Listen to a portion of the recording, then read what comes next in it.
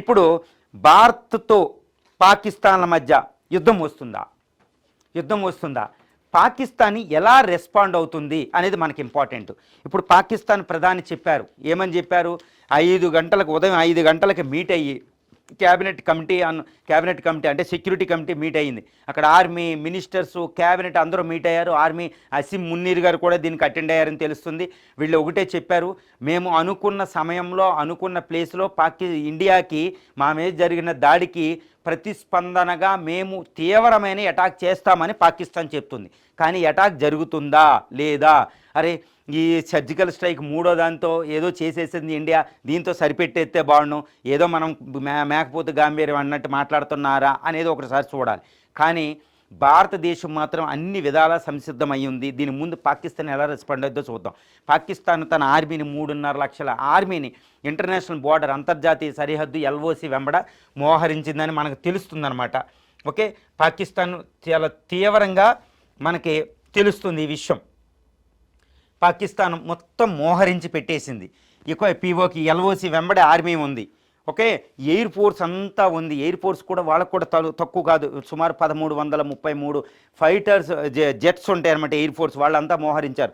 వేల కొద్ది ట్యాంకర్లు మోహరించేసింది. ఎక్కడికక్కడ అలర్ట్ అయ్యారు. వాళ్ళు చెబుతున్నారన్నమాట, అణ్వస్త్రాలను కూడా మేము మోహరించామని చెప్తున్నారు. కానీ అణ్వస్త్రాల జోరికి పాకిస్తాన్ వెళ్ళే పరిస్థితి ఇక్కడ లేదు, మనం ఏం చేయలేదు.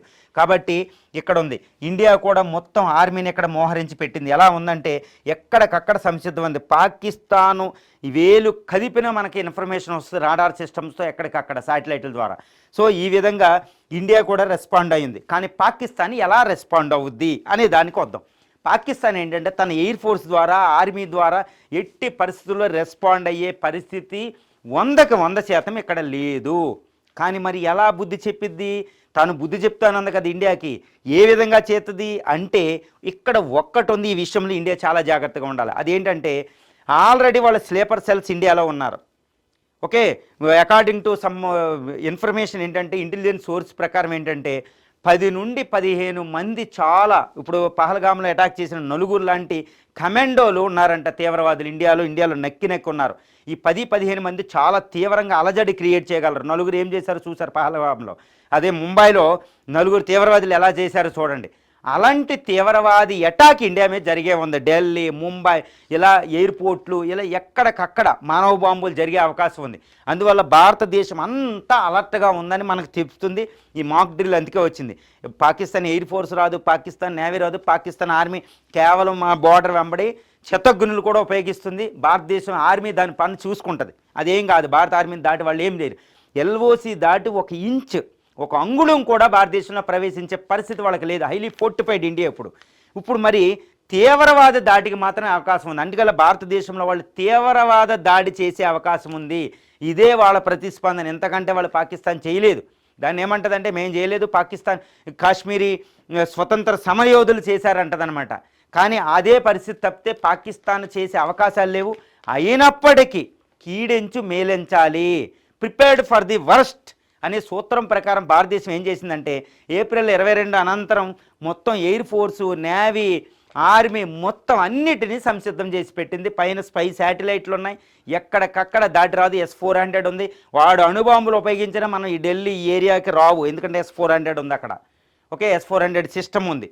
దీని ద్వారా అణుబాంబులు వాడు చేయలేడు. వాడు ఎయిర్ ఫోర్స్ వస్తే కూల్చి పడేసేలాగా భారతదేశం ఎక్కడికక్కడ మోహరించింది. రాడారు, ఎయిర్ ఫోర్సు, ఆకాష్ అని ఒకటి ఉంది, ఎయిర్ టు ఎయిర్ మిసైల్ని.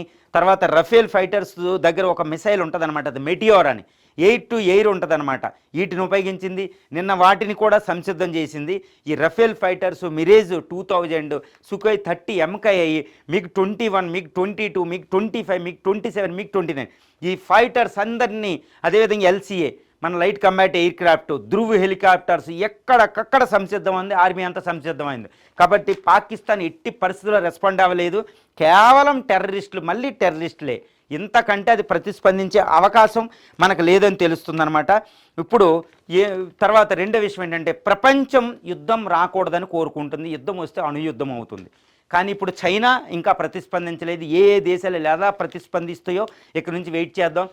ఈ వచ్చే 24 గంటల వ్యవధి అనేది భారతదేశానికి చాలా కీలకం.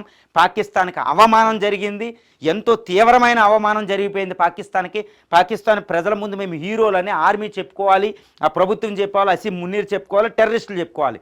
ఇప్పుడు భారతదేశం వాళ్ళ కోర్టులో పడేసింది. వాళ్ళు ప్రతిస్పందిస్తే భస్మం అయిపోతారు, ప్రతిస్పందించకపోతే తీవ్రమైన అవమానం. ప్రజలు భీతిల్లిపోతున్నారు. ఓకే, ఇప్పుడు అవమానాన్ని ఎలా తీర్చుకుంటుంది పాకిస్తాన్ అనేది మనం వచ్చే 24 గంటల్లో ఎదురు చూడాలి.